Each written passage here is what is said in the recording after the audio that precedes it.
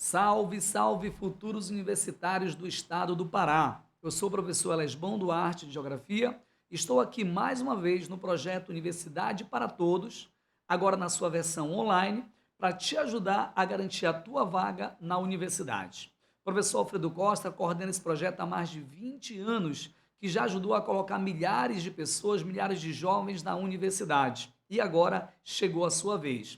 E para você ajudar outras pessoas a também entrar na universidade, não esqueça de curtir, de compartilhar, tá certo, esse vídeo, se inscrever no canal para mobilizar mais alunos, tá certo, e garantir mais jovens na universidade, certo? Estamos aqui hoje para fazer a nossa revisão final para a prova do Enem agora, dia 3 de novembro, né, para a prova de Ciências Humanas, particularmente a minha contribuição na componente curricular de Geografia. Vamos lá? Dicas importantes que com certeza você deve encontrar na tua prova domingo.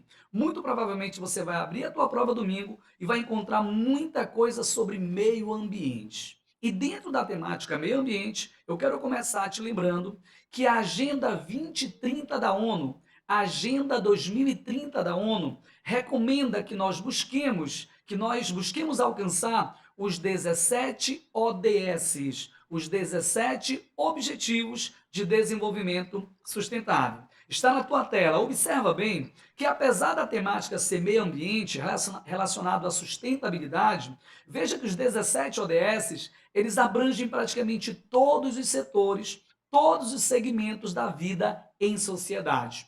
Por isso eu diria que é importantíssimo não apenas para a geografia, não apenas para as ciências humanas, mas quem sabe até mesmo para o teu tema da redação, né? Muito provavelmente o tema da redação de domingo deve estar relacionado a um desses ODS. Não é que venha necessariamente com o nome de ODS ou com o número do ODS, mas que, né, entenda, abranja, relacione-se com algum dos assuntos relacionados, não é isso, aos 17 ODS. Não esquece que o conceito de desenvolvimento sustentável, ele foi publicado, foi divulgado a partir do final da década de 80, no relatório de Brundtland, ou na carta Nosso Futuro Comum. E que para ser sustentável de fato, o desenvolvimento precisa contemplar, né, um tripé. São três pilares que, né, contemplam o desenvolvimento para que ele seja realmente sustentável. O pilar econômico, o pilar ambiental, mas também o pilar social. Lembra que se o desenvolvimento não promover, né, melhorias dos indicadores sociais, melhoria da qualidade de vida da população, nem desenvolvimento é, muito menos sustentável. Tranquilo? A gente pode, né, relacionar vários ODS a alguns dos assuntos mais importantes da geografia, né? Está na tua tela, você pode ver, por exemplo, que o ODS de número 7 está relacionado, por exemplo, a fontes de energia. Veja, né, que é importante, tá certo, você conhecer a matriz energética e entender que é necessário a gente buscar uma transição energética. Fica ligado nesse assunto, tá? O ODS de número 2, ele fala sobre fome zero e agricultura sustentável. Não tenha dúvida que você vai abrir a tua prova domingo e vai encontrar lá itens relacionados a espaço agrário, à agricultura, à agropecuária, tá? Só te dando aqui alguns exemplos. Mas eu quero aprofundar, tá, algo que está relacionado ao ODS de número 13. Eis aqui o ODS de número 13, eu vou passar para ampliar para você. O que diz o ODS de número 13? Tá? Fala sobre ação contra a mudança global do clima. A ONU recomenda, né, que nós busquemos adotar medidas urgentes para combater, para mitigar, para diminuir as mudanças, as alterações climáticas e os seus impactos e as suas repercussões. Veja que nós estamos no momento, tá certo, em que a questão ambiental, a crise ambiental, o debate sobre meio ambiente é muito forte, é muito intenso. Por exemplo, teremos a realização da COP30 o ano que vem aqui em Belém. E, portanto, o Brasil, o Pará, a Amazônia, virou o foco da temática ambiental do planeta, né? E com certeza absoluta, o ano que vem na COP30, o assunto mudança climática será amplamente debatido. Nós percebemos que a mudança climática, o aquecimento global, é público e notório. Os números mostram que está aumentando a temperatura média do nosso planeta. Tá? Ora, não é unanimidade, mas mais de 90%, mais de 99% da comunidade científica internacional, inclusive os cientistas do IPCC, do Painel Intergovernamental sobre Mudanças Climáticas, afirmam que o aumento da temperatura média do planeta, o aquecimento global responsável por diversos eventos extremos que a gente está vendo aí cotidianamente acontecer, estão relacionados com a ação antrópica, estão relacionados com a ação do homem ao promover o desmatamento, as queimadas e principalmente a queima de combustíveis fósseis, tá? Olha esses dados aqui que são bem interessantes, tá? Nesse gráfico a gente vê um cenário o mais otimista possível. No cenário mais otimista possível, tá? Veja a legenda azul, a temperatura média ao longo do século XXI até o final do século XXI deve aumentar no mínimo mais 1 grau. Veja bem, 1 grau que aumentou do final do século XIX aqui para o século XX, século XXI, já é responsável por uma série de catástrofes ambientais. Aumentando mais 1 grau, no melhor cenário, no cenário mais otimista que nós temos, com certeza muitos outros eventos extremos irão ocorrer. Entretanto, esse cenário de aumento de 1 grau na temperatura média do planeta, eu diria que é quase impossível de ser apenas 1 grau, tá? Por exemplo, os cientistas do IPCC, do Painel Intergovernamental sobre Mudanças Climáticas, afirmam que é praticamente impossível a temperatura média do planeta não aumentar pelo menos 1,5 graus até o final do século XXI. E nesse cenário, legenda vermelha, acompanhe aí, nesse cenário mais pessimista, esse aumento da temperatura média do planeta pode chegar até 3,7 graus ao longo do século XXI. Eu diria que, neste cenário mais pessimista, catástrofes inimagináveis podem acontecer. Coloquei uma imagem aqui para ilustrar eventos extremos que a gente está vendo ocorrer com uma certa regularidade e com maior frequência, tanto em nível de Brasil como em nível de mundo. Essa imagem mostra enchentes, mas entenda que o efeito estufa, o aumento do efeito estufa, o aumento do aquecimento global, as mudanças climáticas não promovem apenas um tipo de evento extremo, não é apenas enchente. Ao mesmo tempo que provoca enchente em alguns lugares, provoca maior estiagem, portanto seca em outros lugares, provoca maior frequência e maior intensidade, por exemplo, de furacões, de tornados, não é isso? De tempestades tropicais em várias regiões do planeta.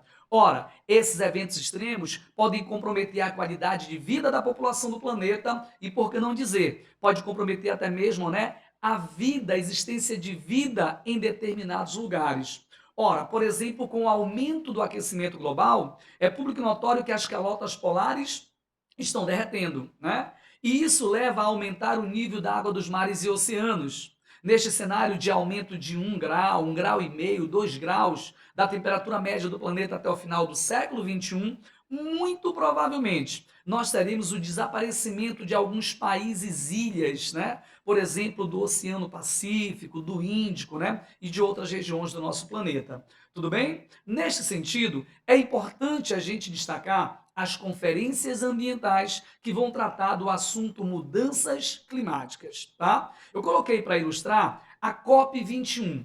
Mas antes de falar da COP21, é importante você lembrar, COP quer dizer Conferência das Partes. São conferências organizadas pelas Nações Unidas que vão tratar de um tema específico, de um assunto específico. Nesse sentido, eu quero te lembrar da COP3. COP3, que muita gente não conhece com o nome COP3, mas é muito mais comum conhecer com o nome de Protocolo de Quioto ou Conferência de Quioto.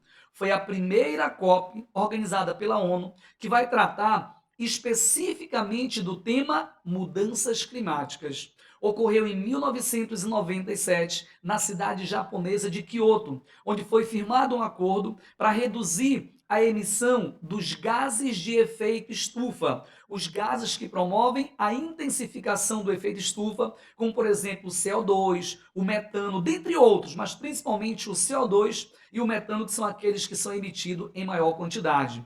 A meta estabelecida lá em Kyoto, ela foi muito tímida, ela foi muito pequena, foi de 5,2%. O acordo firmado foi para os países mais desenvolvidos reduzirem a emissão em 5,2%, baseado naquilo que era emitido, no quanto eles emitiam na década de 90. Mesmo esse percentual tão pequeno, muitos países não alcançaram ou não se empenharam para alcançar, tá? Depois daí, vale a pena ressaltar o que está na tua tela, a COP21. COP21, ela ocorreu em Paris, na França, no ano de 2015. Tá? Uma das mais importantes COPs sobre mudanças climáticas, também conhecida como o Acordo de Paris, o Acordo do Clima, enfim, foi um acordo bastante comemorado, digamos assim, né? Era um acordo, eu diria, um tanto quanto promissor, até porque naquele momento, em 2015, teve a participação do presidente norte-americano Barack Obama, tá? Que não apenas participou, mas colocou os Estados Unidos à disposição, tá certo, de realmente colocar em prática aquilo que foi acordado na COP21. Entretanto, estamos falando exatamente, né, dos Estados Unidos de Barack Obama, que tinha um engajamento maior, uma preocupação maior com as questões ambientais. 2 anos depois, em 2017, você sabe que Trump, né, ganha as eleições e assume o governo dos Estados Unidos. E negacionista como ele é, terminou cumprindo a sua promessa de campanha, né? E assim que assumiu, tirou os Estados Unidos do Acordo do Clima. Por isso, nessa imagem, Estados Unidos da América, a maior potência econômica do mundo, né, aparece aqui como o quê? Um país fora do acordo. Isso significa um retrocesso muito grande. Por quê? Né? Porque sem o engajamento da maior potência mundial, né, é muito difícil cumprir determinadas metas de redução de emissão de gases para a atmosfera.